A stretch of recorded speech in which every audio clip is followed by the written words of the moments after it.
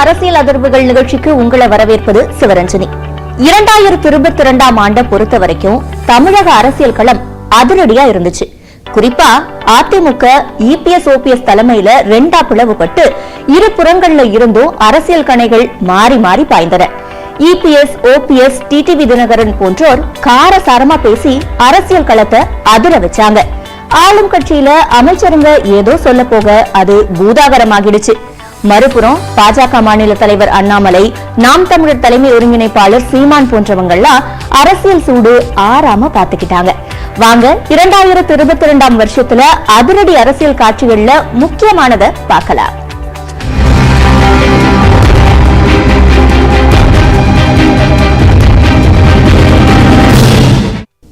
திமுகவுல முன்னாள் மத்திய அமைச்சரும் எம்பியுமான ராசா பேசுற பல விஷயங்கள் சர்ச்சையாகிறது வழக்கம்.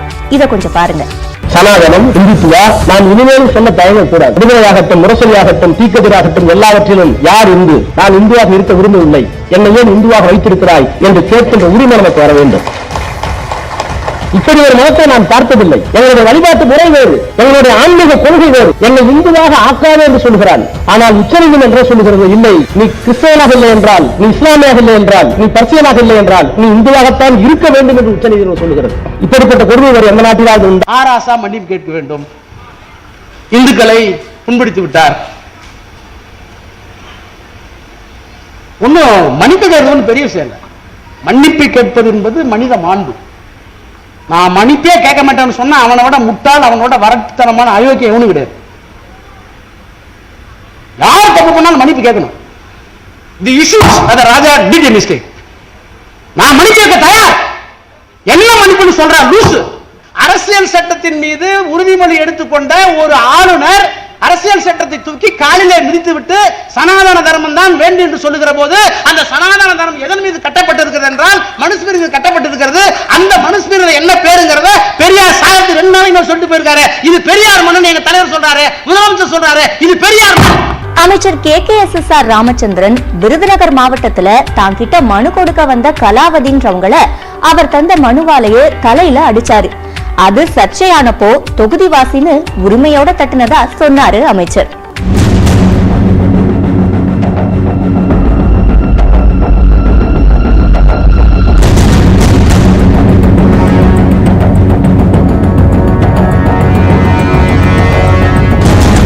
அமைச்சர் பொன்முடி ஊராட்சி பெண் ஒன்றிய தலைவரை அவர் சார்ந்த சமூகத்தை சொல்லி பேசினது பரவலா அதிர்வை ஏற்படுத்துச்சு.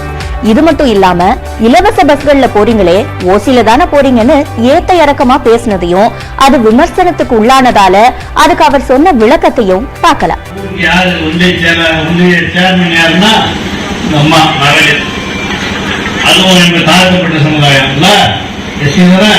தாழ்த்தப்பட்ட சமுதாயத்தை சேர்ந்த ஒரு மகளிர் இந்த உதயத்திற்கு தலைவராக இருக்கிறார் சொன்னால் அதுதான் திராவிட மாடல்.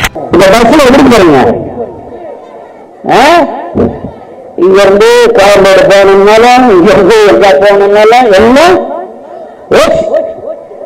பஸ்ல போறீங்க. இந்த இலவச பேருந்து வரவேற்பு தெரிவிச்சிருக்காங்க பலரும். என்ன சொல்றது,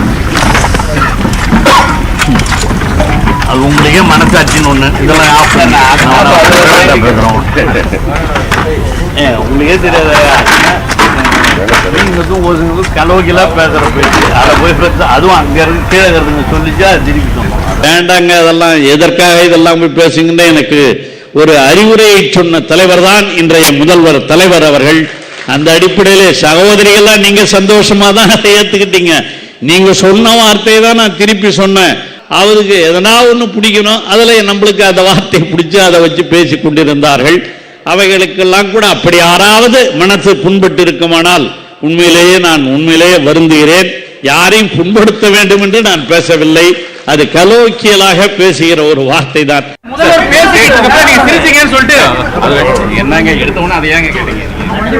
அமைச்சர் KN நேரு ஒரு போலீஸ்காரர் நினைச்சா என்ன வேணாலும் செய்யலான்னு பொது மேடையில உதாரணத்தோடு பேசினதும் சென்னை மேயரை அவர் கூப்பிட்ட விதமும் சர்ச்சைகளை உண்டு பண்ணுச்சு. DSP ஆயிருக்கிறார், எங்களுடைய SI அவர். அவருக்கு இருக்கிற திறமை என்னவென்றால் என்ன வேணாலும் செய்யக்கூடிய ஆற்றல் பெற்றவர். ஒருவரை குற்றவாளியாக ஆக்க முடியும். குற்றவாளிகளிலிருந்து எடுக்கக்கூடிய ஆளும் தெரியும்.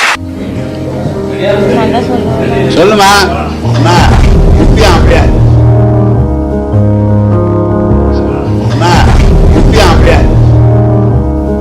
கட்சியில மூத்த நிர்வாகிங்க பேச்சு சர்ச்சையாகிட்டே வந்ததால முதலமைச்சர் மு.க. ஸ்டாலின் அத பத்தி கவலையோட பேசினதை இப்ப பார்க்கலாம். காலையில நம்மவர்கள் யாரும் எந்த புது பிரச்சனையும் உருவாக்கி இருக்க கூடாது என்று நினைப்போடு தான் நான் கண் விழிக்கிறேன். பொது இடங்களில் சிலர் நடந்து கொண்ட முறையின் காரணமாக கழகம் பழிகளுக்கு ஏளனத்திற்கு ஆளானது. இன்றைக்கு நம் வீட்டின் பாத்ரூம் படுக்கறை தவிர அனைத்தும் பொது இடமாகிவிட்டது. எல்லோருக்கும் மூன்றாவது கண்ணாக செல்போன் முளைச்சிருச்சு. இப்போ உங்களது ஒவ்வொரு நிமிடமும் கண்காணிக்கப்படுகிறது. எனவே உங்களது ஒவ்வொரு நுழையும் கண்ணியமாக நீங்கள் பயன்படுத்த வேண்டும் என்று தாழ்மையோடு கேட்டுக்கொள்கிறேன்.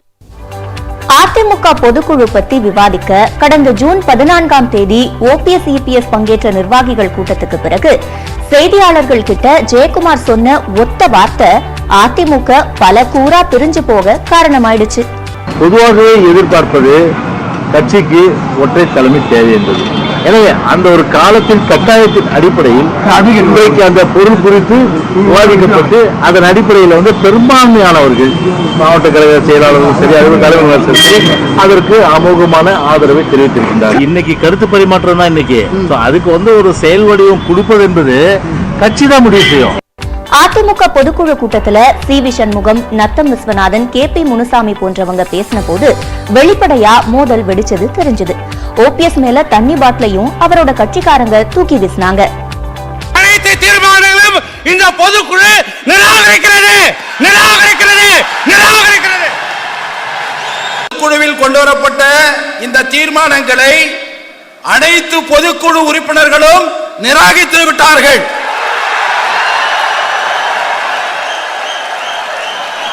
அப்படி நிராகரித்து விட்ட தீர்மானத்துக்கு பின்பு அவர்கள் வைக்கின்ற ஒரே ஒரு கோரிக்கை ஒற்றை தலைமை வர வேண்டும் என்பதற்காகத்தான். திரு ஓ பன்னீர்செல்வம் அவர்களை உடனடியாக பொருளாளர் பொறுப்பு, கழக அடிப்படை உறுப்பினர்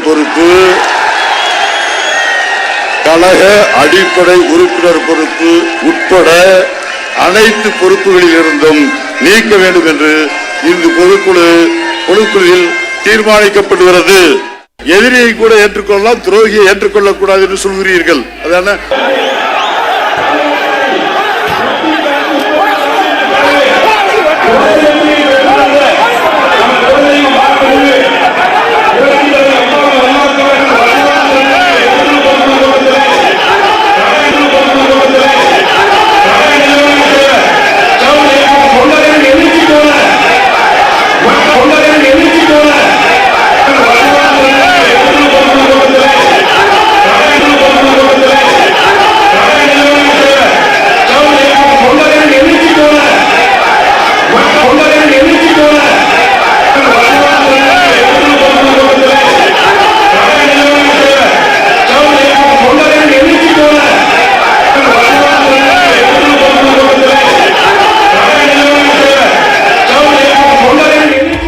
ஜூலை 11 அன்று அதிமுக பொதுக்குழு கூட்டம் நடந்துட்டு இருந்தப்போ இபிஎஸ் ஓபிஎஸ் தரப்பு மோதனதுல ராயப்பேட்டையில இருக்கிற அந்த கட்சி தலைமை அலுவலக சாலை கலவர பூமி போல ஆகிடுச்சு.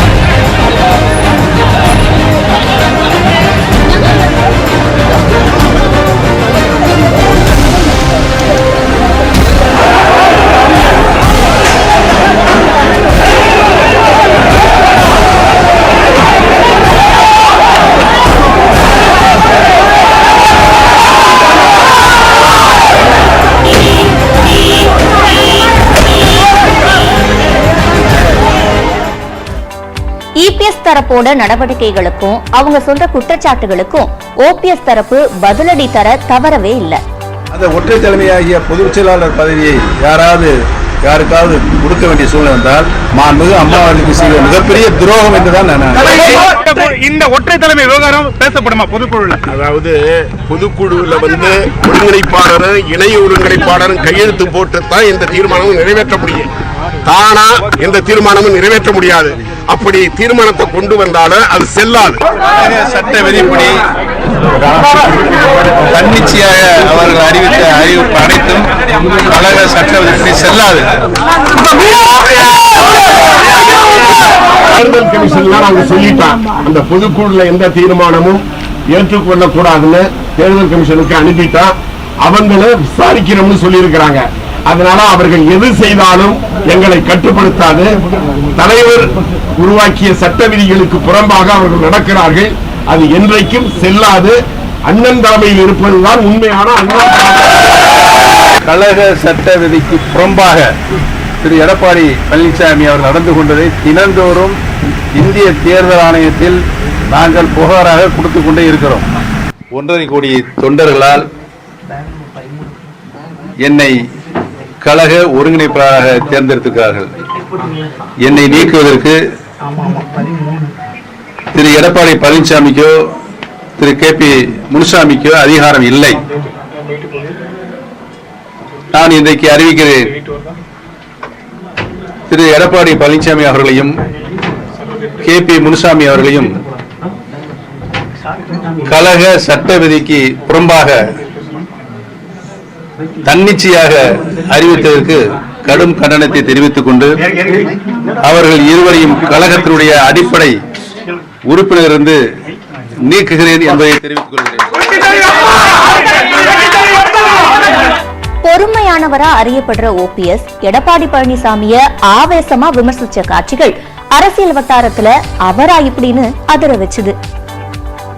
தனிக்கட்சி வச்சு நடத்துப்பாரு. உனக்கு தைரியம் இருந்தால் நீ தனி கட்சியை நடத்திப்பார். வீதிக்கு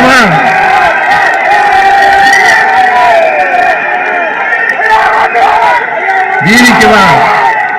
வீதியில் வந்து நான் தனி கட்சி தொடங்க போகிறேன் என்று சொல்லிப்பார். எங்க போய் நீ விடுவாய் என்று உனக்கே தெரியாது.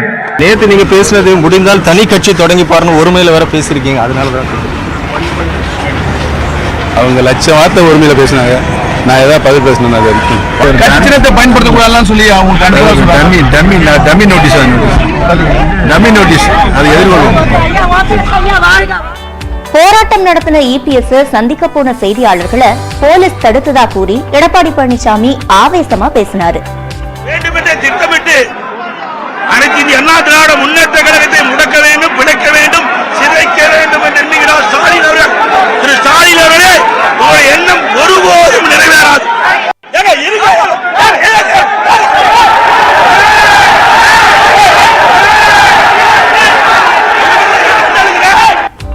பாஜக மாநில தலைவர் அண்ணாமலை பல அதிரடி பேட்டிங்களை கொடுத்தாரு. அதுல ரஃபேல் வாட்ச் தான் ஹைலைட். லட்சக்கணக்கான மக்கள் வந்து அண்ணே அண்ணே அண்ணே உங்க 200 ரூபாய் வந்துருங்க, உங்க 200 ரூபாய் வந்துரும், இன்னைக்கு கவலைப்படாதீங்க. லட்சக்கணக்கான 400 ரூபாய் கொடுத்துடலாம் விடுங்க, 600 ரூபாய் கொடுத்துடலாம், சரி 1000 கொடுத்துடலாம் விடுங்க. லட்சக்கணக்கான மக்கள் வந்தோம். நான் உங்களுக்கு மரியாதையா பேசுறேன், நீங்க சரி 1500 ரூபாய் வாங்கிக்கங்க விடுங்க. இன்னைக்கு அறிவாலயம் 1500 ரூபாய் கொடுத்துருவாங்க விடுங்க. லட்சக்கணக்கான மக்கள் வந்து எங்கேயாச்சும் ஒரு இடத்துல பேனரை வயலேட் பண்ணிட்டோமா நீங்க காட்டுங்க, வீடியோ எடுத்துட்டு வாங்க, கீழே வாங்க, போலீஸ்ட போய் கம்ப்ளைண்ட் கொடுங்க, போய் கொடுங்க. நீங்க பேசுறீங்கல்ல, நீங்க பொய்யா ஒரு விஷயத்தை சொல்றீங்க, அதானே சொல்றேன். அண்ணே 2000 வாங்கிக்கங்க, அண்ணே 2000 வாங்கிக்கங்க, ஒரே சொல்லிய முடிச்சுக்கலாம். நீங்க நல்லா பேசிட்டீங்க அண்ணா, ஒரு நிமிஷம் 3 நிமிஷம் பேசுனீங்க, சந்தோஷமா இருப்பாங்க அறிவாலயத்துல, 2000 வாங்கிக்கங்க. அதனால நீங்க ஆமா மரியாதையா பேசினா மரியாதை 3 மடங்காக வரும். ஒரு கட்சியின் சார்பா இவ்வளவு நேரம் பேசுறீங்க, எங்கேயாச்சும் ஒரு இடத்துல மரியாதை குறைவாக பேசியிருக்கின்றேன்னா 1 மணி நேரம் பிரஸ் மீட் பேசியிருக்கோம். யாரையாச்சும் தவறா பேசியிருக்கேன்னா, ஏன்னா எனக்கு தர்மம் இருக்கு. என் கட்சியை பத்தி அவதூறு சொன்னா திருப்பி அடிப்பேன், அது என் தர்மம். என் கட்சியை பத்தி தவறா சொன்னா திரும்பி அடிப்பேன், அது என் தர்மம். இந்த சேருக்கு நான் செய்யற கடமை, கேட்கிற கேள்விக்கு ஒரு தர்மம் இருக்கணும். உங்க தொழிலுக்கு ஒரு தர்மம் இருக்கு, சாப்பிட்ற சாப்பாடு உடம்புல ஒட்டணும். அதுதான் தர்மம். செய்கின்ற தொழிலுடைய தர்மம், தொழில நேர்மை இருக்கும். உங்க கேள்வியில் அந்த நேர்மையை நான் பார்க்கல. உங்க கேள்வியில் அந்த நேர்மையை நான் பார்க்கல. மரியாதை கொடுத்து உட்கார வச்சிருக்கேன். யூடியூப் சேனல்ல உள்ள விட்டுருக்கோம். யூடியூப் சேனலுக்கு பிரஸ் மீட் அலோடே இல்ல. சொல்றதை கேளுங்க. மரியாதை கொடுத்து பேசுற. ஒரு நிமிஷம் சரிண்ணே. அண்ணே ஒரு நிமிஷம் 3000 வாங்கிக்கங்க. அண்ணே 3000 வாங்கிக்கங்க. உங்களுக்கு வேண்டாம், எனக்கு வேண்டாம். 3000 வாங்கிக்கங்க. அது எதுக்கு பிரச்சனை? இன்னொரு 1000 ரூபாய் சேர்த்து போட்டு கொடுத்துடல. விடுங்க, 3000 வாங்கிக்கிறேன். மரத்து மேல குரங்கு தவிர மாதிரி எல்லாம் சுத்தி வரீங்களா? என்னது? நான் உங்கள்கிட்ட என்ன சொன்ன? ஒரு நிமிஷம் சாப்பிட போகும்போது என்ன சொல்லிட்டு மரியாதையா நின்று நீங்க எல்லாம் சாப்பிடுங்கன்னு சொல்லிட்டு போனா ஊர்ல நாய் பேய் சாராய விற்கிறவன் சொல்றதெல்லாம் கேட்பா. அதான் பதில் சொல்லணும். பாரதிய ஜனதா கட்சி தலைவர் திரு அண்ணாமலை அவர்கள் தான் இந்த செருப்பு வீசுறதுக்கு காரணம் சொல்லியிருக்கார். நான் சொன்னேன், அப்படி செருப்பு வீசுற காரணமா இருந்தா அந்த செருப்பு கூட ஒரு தரம் இருக்கு, அந்த தரத்துக்கு கூட நீங்கள் ஈடாக மாட்டீர்கள் என்று சொல்லியிருந்தேன். நான் சொன்னதுல எந்த விதமான தவறும் கிடையாது. காரணம், மிஸ்டர் பிடிஆர் என்ற மரியாதை கொடுத்திருந்தேன்.